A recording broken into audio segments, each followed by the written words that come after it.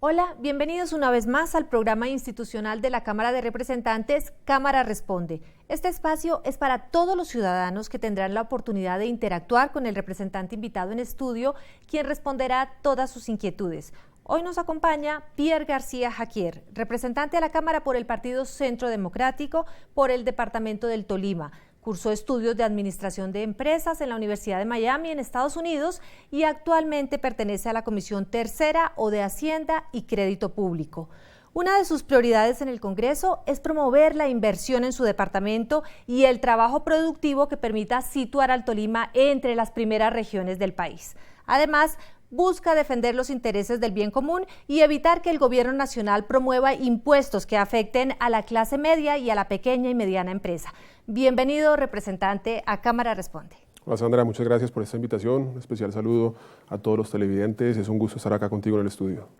Representante, como es costumbre aquí en nuestro programa, antes de comenzar a escuchar las preguntas de los ciudadanos interesados en los temas de su región y obviamente en sus proyectos, háganos, si es tan amable, una descripción del departamento del Tolima en todos los aspectos para que aquellas personas que aún no lo conocen pues se animen a visitarlo. Bueno, pues el departamento del Tolima es un departamento central, vecino de los departamentos de Cundinamarca, Quindío, Caldas y el Huila. Son 47 municipios, un poco más de 1.400.000 habitantes. Su capital es Ibagué, conocida como la capital musical, una ciudad turística, una ciudad amable, una ciudad pujante. Otros municipios muy conocidos e importantes son El Espinal, Chaparral, el municipio de Honda en el norte y por supuesto Melgar, una ciudad vacacional en el oriente del Tolima. Es un departamento que se caracteriza por ser de producción cafetera, un departamento también arrocero, algodonero, maicero y por supuesto un departamento con muchas fuentes hídricas, por lo tanto importante para el turismo. Y en cuanto a la educación, ¿cómo está el departamento? No, es un departamento que tiene gravísimos problemas en educación, es un departamento con unas comunidades muy pobres en el sur del departamento, comunidades indígenas como las de Ortega, Collaima, Natagaima, donde hay unos altísimos índices de analfabetismo y como son comunidades rurales, pues son comunidades también que se encuentran golpeadas por la violencia y también desatendidas por el gobierno nacional. ¿Y qué se está haciendo para mejorar esta situación? Bueno, se tiene un ambicioso plan de educación a nivel departamental. Se han construido megacolegios en varios de estos municipios del sur. Se construyó uno en Planada, se construyó uno en Saldaña, se construyó uno en el norte, en el Fresno, y se está buscando que se haga una mejora en la educación de calidad para que se pueda tanto instruir a los docentes para que sean mejores profesores y brindar mejores condiciones tanto en tecnología como en libros a los jóvenes para que se capaciten y se preparen mejor. Muy bien, representante. Ahora sí, vamos a escuchar las preguntas que tienen los ciudadanos en el día de hoy. ¿Para usted le parece? Entonces, Perfecto. Si comenzamos, vamos con el primer televidente. Representante, quiero saber usted en qué comisión está y qué hace en ella por este país.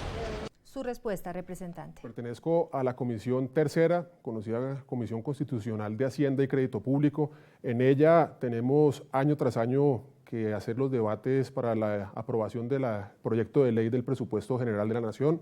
Hacemos cada 4 años el Plan de Desarrollo Nacional, hacemos las reformas tributarias y por supuesto todas las leyes y reformas económicas y que tengan que ver con el sector financiero.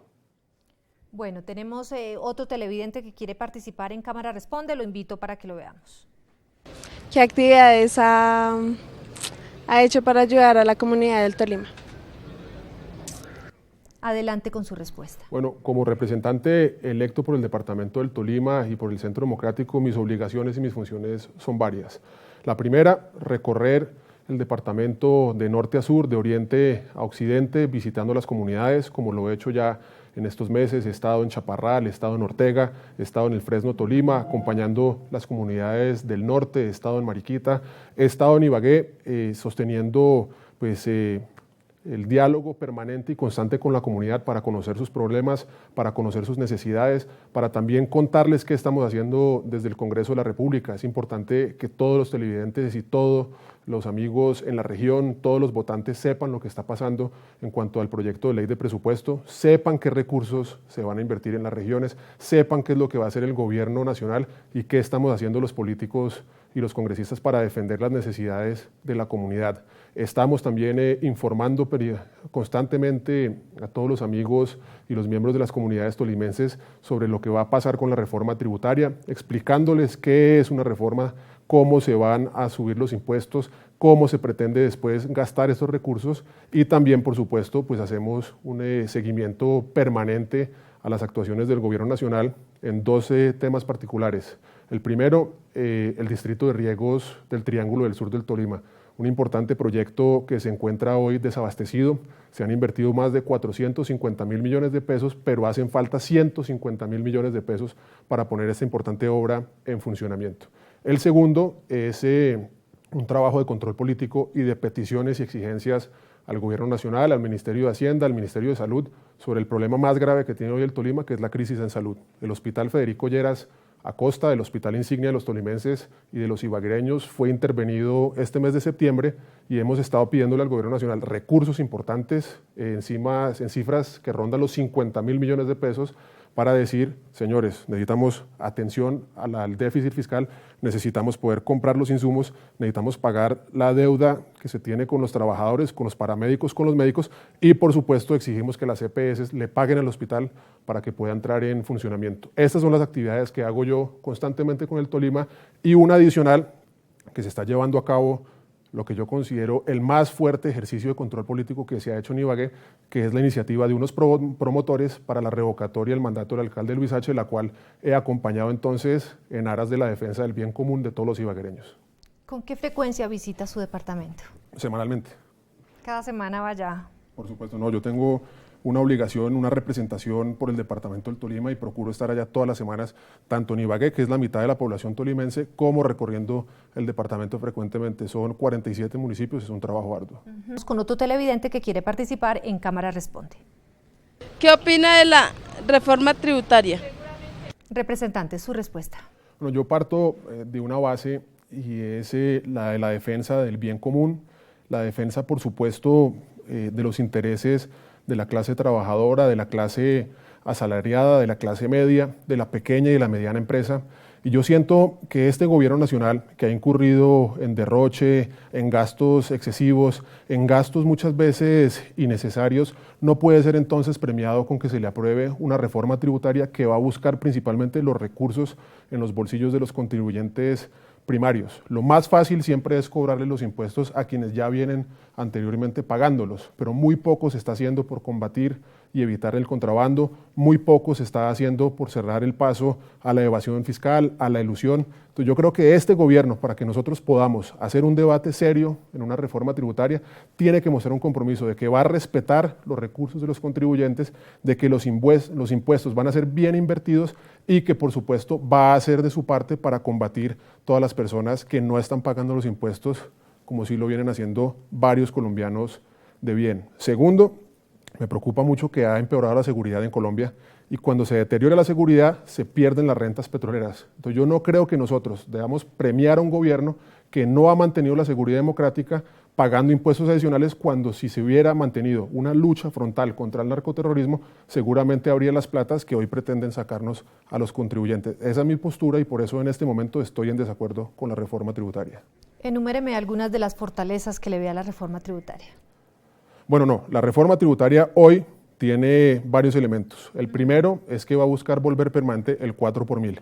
El 4 por mil, si bien es un impuesto antitécnico, pues es un impuesto que es fácil de cobrar, que genera un recaudo de varios billones de pesos y que en este momento la economía lo necesita. Entonces, pues eso hay que aprobarlo. Hay otro impuesto, que es el impuesto al patrimonio, o ahora que lo llaman el impuesto a la riqueza. Ese es un impuesto también antitécnico, es un impuesto, a mi modo de ver, en contra de la inversión y es un impuesto que no debe aprobarse porque lo que hace es desincentivar a la economía, desincentivar que los empresarios, que los capitales sigan funcionando, sigan trabajando correctamente, sigan invirtiéndose para la generación de empleo. Y se busca también entonces buscar una fórmula mixta donde entonces se baje un poco el impuesto al patrimonio o el impuesto a la riqueza y se aplique un incremento al CRE, que es la contribución para la equidad. Ahí tenemos que encontrar unas fórmulas, porque lo cierto es que el gobierno necesita recursos, pero nosotros tenemos una obligación de asegurarnos que esos recursos adicionales que va a buscar no vayan en contravía del desarrollo económico y no afecten aún más a los contribuyentes que son los que han venido pagando estos impuestos. Representante, tenemos otro televidente que también tiene una inquietud para usted, lo invito para que lo veamos. Tengo una pregunta, representante, ¿cuáles son las proposiciones que usted radicó? Conociendo los problemas que tiene el departamento del Tolima, como lo mencionaba, la crisis en salud que enfrenta no solo el Federico Lleras, sino los hospitales del Tolima, hice una proposición con una amplia exposición de motivos pidiendo 50.000 millones de pesos de recursos del gobierno nacional para atender la crisis del hospital insignia de los tolimenses. Presenté otra proposición pidiendo soluciones e inversiones para poner en funcionamiento lo que considero sería la obra de desarrollo agroindustrial más importante del país, que es el distrito de riegos del Triángulo del Sur del Tolima, una obra que necesita más de 100.000 millones de pesos para entrar en funcionamiento, dando así entonces solución y apoyo a las necesidades de más de 20.000 familias campesinas, muchas de ellas familias indígenas. Presenté una proposición pidiéndole al gobierno nacional también invierta en la vía que conduce de Ibagué al aeropuerto, el único aeropuerto nacional que tenemos importante para poder atraer turistas, para poder servir de fomento a los inversionistas y por supuesto para resolver un problema que es una vía que se encuentra en pésimo estado. Adicionalmente, hice proposiciones para la educación y el deporte, teniendo en cuenta que el año entrante se van a hacer los Juegos Nacionales en el Tolima y entonces pido que se hagan más escenarios, más polideportivos, no solo para los deportistas que vienen de la nación, sino sobre todo para los niños de cada uno de los municipios donde se van a llevar estas gestas deportivas. ¿Y qué tanta acogida ha tenido el gobierno frente a estas iniciativas que usted ha presentado? Bueno, veo con mucho agrado que entre la primera y la segunda ponencia del Presupuesto General de la Nación se amplió el monto y los recursos para la inversión.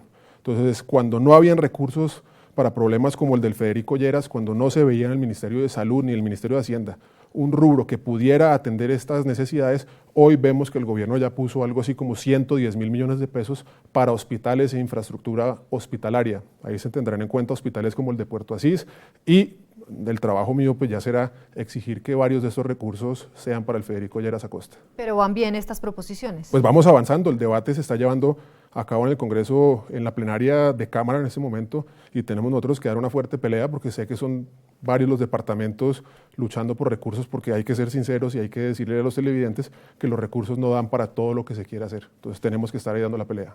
Muy bien, representante Pierre García, vamos a darle paso a otro televidente. La pregunta para usted, representante, es ¿qué opina del proceso de paz? Con el tema del proceso de paz y los diálogos en La Habana, yo parto de un principio fundamental, universal, el cual veo que ha sido ampliamente aplicado por los países hoy desarrollados, y es que no se negocia con el terrorismo. Yo veo que un grupo que ha sido el causante de sistemáticos atropellos a todos los derechos humanos, que ha sido causante de terribles actos en contra de millones de colombianos y que en parte es responsable de casi todos los males que tiene hoy la sociedad colombiana, no puede sino ser sometido a la justicia.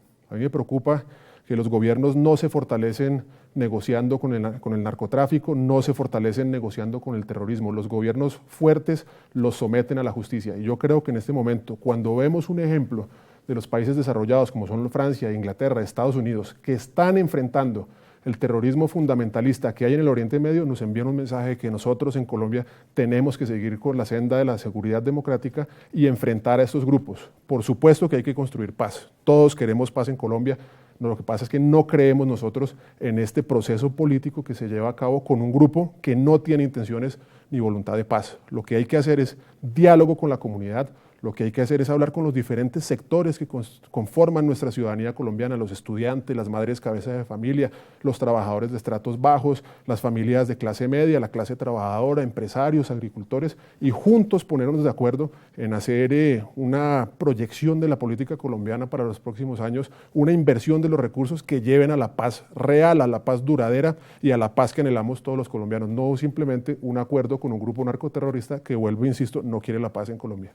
Pero entonces, representante, ¿los colombianos pueden tener esperanza o no de que se va a lograr la paz? Pues digamos con este diálogo que se está llevando en La Habana. Bueno, los colombianos tenemos que tener esperanza de que vamos a llegar a tener un país en paz, un país próspero, un país en igualdad para todos, un país con oportunidades para todos, un país justo.